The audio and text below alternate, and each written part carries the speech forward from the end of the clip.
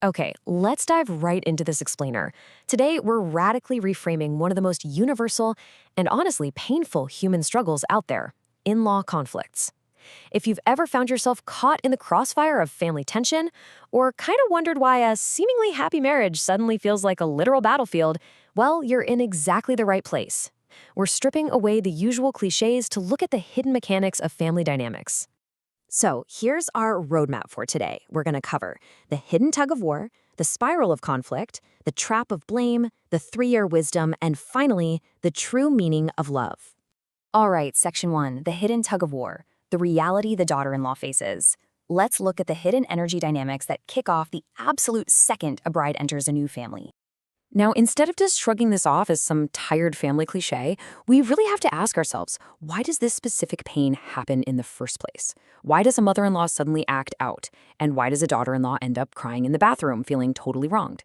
The source material we're looking at offers a fascinating answer that goes way beyond surface-level bickering. It's really all about attachment. The conflict actually starts because the bride unknowingly disrupts a deeply rooted pre-existing bond. She thinks, she's just marrying the man she loves to live her own life. But she's essentially taken the son from a mother who has an entire lifetime of emotional investment in him.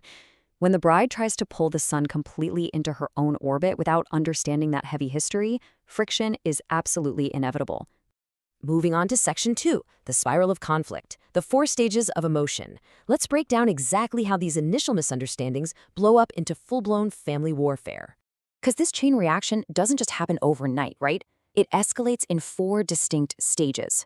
First, the daughter-in-law feels this slight disappointment over a passing comment from her mother-in-law. But because she doesn't recognize her own role in disrupting the family dynamic, she blames the mother-in-law. That disappointment hardens into resentment, which then provokes further attacks, bumping it up to anger, and ultimately, blinding rage. It just spirals out of control. And hey, it's not just mothers-in-law. This exact same dynamic applies to sister-in-law conflicts too. Think about it. A sister who's totally used to her brother's exclusive attention suddenly finds him prioritizing his new wife. That sudden loss breeds a misdirected jealousy that comes out as totally unprovoked hostility toward the new bride. Which brings us to Section 3, the trap of blame, from intellectual to ignorant. When we get hurt, our very first instinct is to point the finger. To really understand this trap, we have to fundamentally redefine what it actually means to be an intellectual. It is definitely not about your formal education. True knowledge is about your capacity to solve problems and organize logic correctly without letting hatred blind your judgment. And this is absolutely crucial. The moment you point fingers and fail to understand the root cause, neither side is right. Both sides just mirror each other. Even if you have a PhD, the second you start tearing the other person down, you drop to the exact same level of ignorance as your opponent. There's literally no moral high ground when you're both caught up in mutual hatred.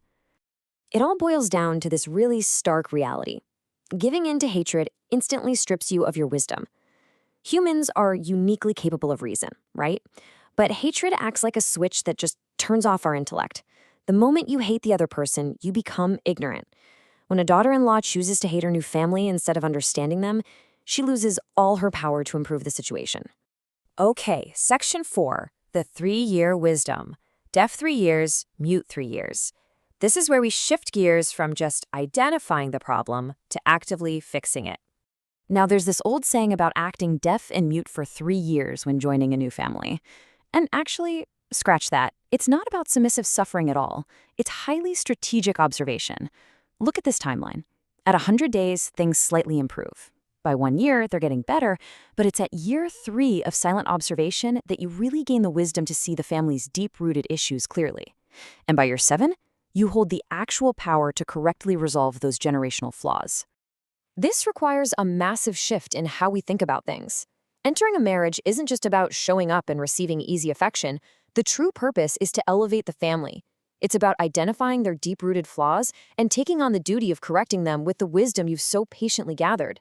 It's a real game changer. Finally, Section 5, true meaning of love. The difference between liking and loving. Let's wrap up this explainer by re-examining the very thing we're all looking for. We constantly confuse conditional liking with actual foundational love. Think about it. If someone buys you a coffee, their liking temperature is maybe at 30 degrees. You're interested. If they buy you a massive diamond, boom, it shoots up to 100 degrees of maximum liking. We mistakenly label that peak as love, but because it's conditional, the minute the gifts or the perfect conditions stop, that feeling totally evaporates. The real distinction is where the happiness is actually felt. When you get that diamond, your mouth tears open into a massive grin, right? It's a loud, temporary reaction. But genuine happiness, the kind that comes with real love, is a quiet, steady state. It doesn't force your mouth open. It makes your inner mind smile. Which brings us to this ultimate realization. Love is a natural byproduct. It's not a starting line you can simply demand from day one. It's the finish line. It blooms automatically, but only after you have fully completed your duties to the other person and their family. When you put in the time, observe without judgment, and help fix those flaws, true love just emerges completely on its own. So, I'll leave you with this provocative thought to chew on the next time you face a family conflict. Are you demanding love and harmony before you've actually done the work? Have you fulfilled your duty before expecting love? Lasting love isn't something we just stumble into. It's built through patience and fulfilling our duties to one another. Keep that in mind, and you might just change your family dynamic forever.